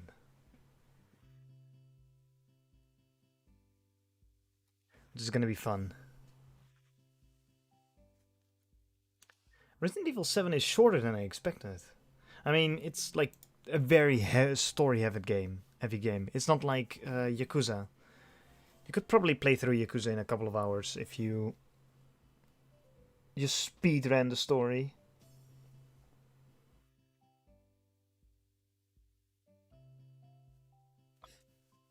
Shoulder. So yeah, there's that, but I don't know, 7.5 hours for Resident Evil 7, and I was nearly not making the optimal paths. It's quite a short game. But I do have the DLC still, and the Not a Hero DLC was actually pretty cool. I think that DLC alone was like 3 hours long? 2 hours, 2.5 at most, probably. I don't know. But yeah, and then I still have Yakuza to get through. Oh, yeah, you can see my beautiful Steam library with all the weird shit that I downloaded for some reason.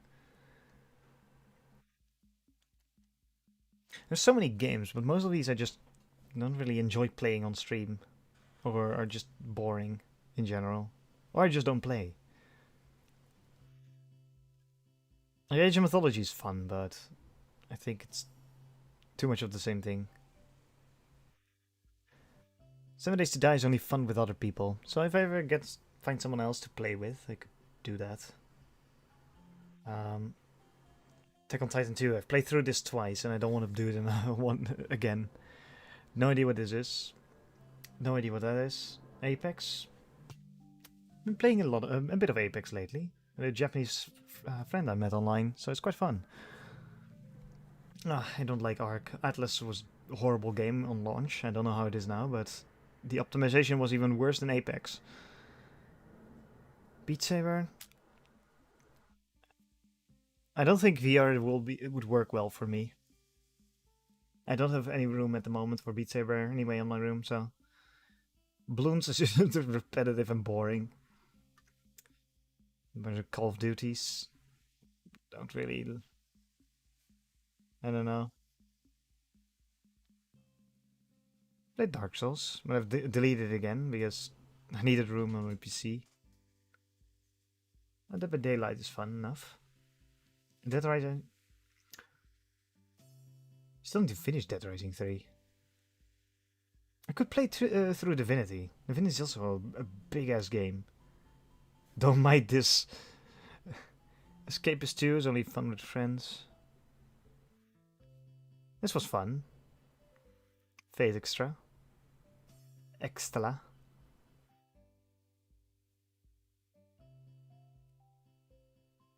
GTA.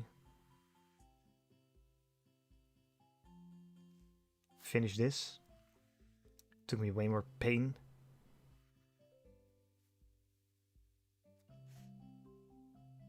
Jackbox is also fun, but I think it's really only fun with other people. I could play through Metal Gear 5. I have not finished this at all. Like I played, I think the first two missions of it. I think it would be really fun. I think I might actually try that. Apparently I have a temple. Lara Croft. Temple of Osiris. I saw the movie a while ago. It was a pretty good movie. And my beautiful collection. Oxygen not included. That's also pretty cool. 1000 Lies. I still need to finish this. It's a pretty good visual novel. This game's dead. Nosgoth.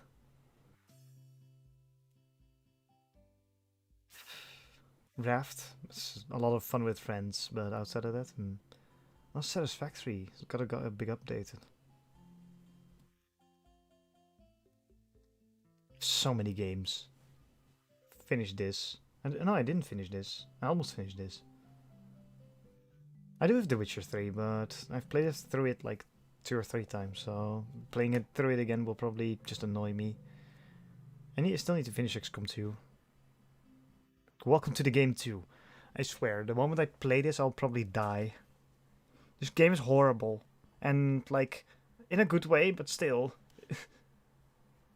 The uncertain quiet. What the hell is this? Never played this. Swords and soldiers. Swords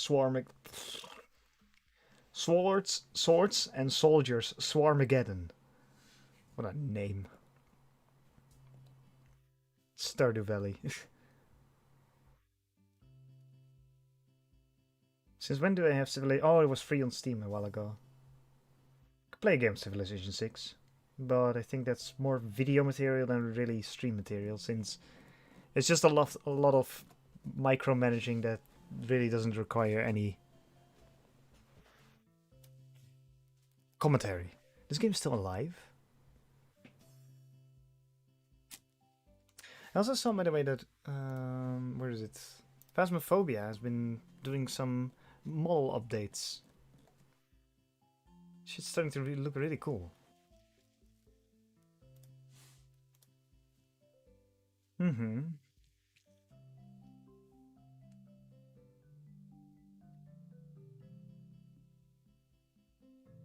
Could play a few games of Town of Salem.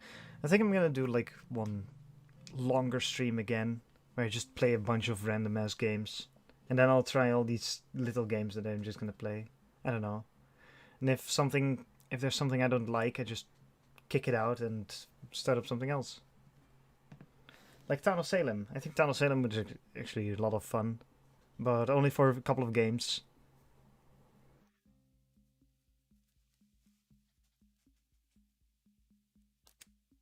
What else? I don't know. There's a lot of stuff that's a lot of fun with other people. I could play Oxygen Not Included as well. I'm horrible at the game, but still. Anyway, that's where I'm gonna leave it all for tonight. So, let's see. There we go.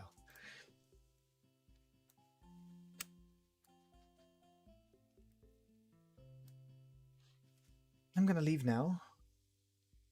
And I hope you have a lot of fun reading through the story with me. And I'll see you all tomorrow or Thursday to play some. If it's tomorrow, Resident Evil. Thursday, Yakuza. Anyway, you'll see me play a game. You'll get the ping if you have notification. Or you'll see me randomly appear in your recommended, since apparently YouTube does that. Remember to subscribe if you want to. I'm not forcing you, but if you want to, it's between us. Anyway, thanks for watching, and I'll see you all tomorrow. Bye bye.